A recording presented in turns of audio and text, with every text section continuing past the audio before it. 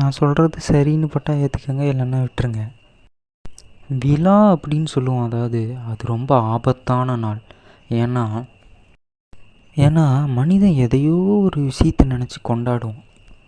அது என்னென்னா பிறந்த நாளாக இருக்கலாம், எதையோ சாதித்த ஒரு விஷயமா இருக்கலாம், இல்லைன்னா ஏதோ ஒரு விழாவாக இருக்கலாம், யாரோ ஒருத்தரோட இணைப்பாக இருக்கலாம்.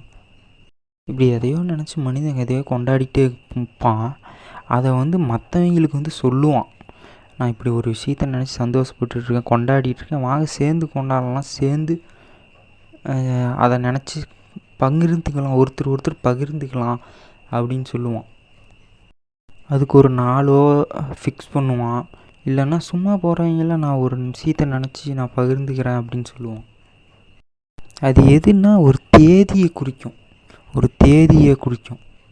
அந்த தேதிங்கிற ஒரு விஷயத்தில் எதையோ ஒரு விஷயத்தை நினச்சி கொண்டாடிட்டுருப்பாங்க. தேதி தான். மனுஷன் நிறைய விஷயத்த நினச்சி கொண்டாடிட்டுருக்கான், நிறைய சாதனைகள்லாம் பண்ணிகிட்ருக்கான்.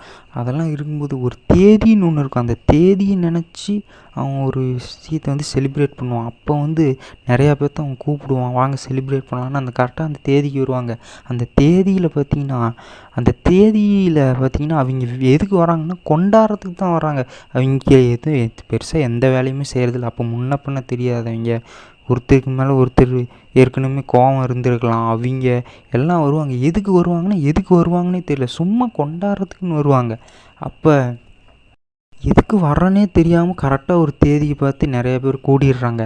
அந்த இடத்துல முன்ன பின்ன தெரியாதவங்க யார் வேணால் இருக்கலாம், அப்போ ஒருத்தருக்கு பிடிக்காதவங்களாக இருக்கலாம், இந்த மாதிரியான ஆட்கள்லாம் இருக்கலாம். ஸோ இந்த இடத்துல சண்டைகளோ பிரச்சனைகள் வரத்துக்கு வாய்ப்பு இருக்கும். ஸோ இந்த மாதிரியான விஷயங்கள் நம்ம தவிர்க்கணும். அதுக்கு பேர் தான் ஃபங்க்ஷன்னு சொல்லுவோம், விழான்னு சொல்லுவோம். அது ஒரு தேதின்னு சொல்லுவோம், அந்த தேதியில் வைப்பாங்க கரெக்டாக. அங்கெல்லாம் நம்ம போகக்கூடாது, பிரச்சனைகள் வரும். இப்போது அது தெரியாதவங்க, முன்ன பின்ன தெரியாதவங்ககிட்ட நம்ம போய் பிரச்சனையை வாங்குறதுக்கு நம்ம வீட்டிலேயே இருந்துக்கலாம். தேதி வச்சு ஃபங்க்ஷன் வைக்கிறவங்க எல்லாம் ரொம்ப மோசமானவங்க.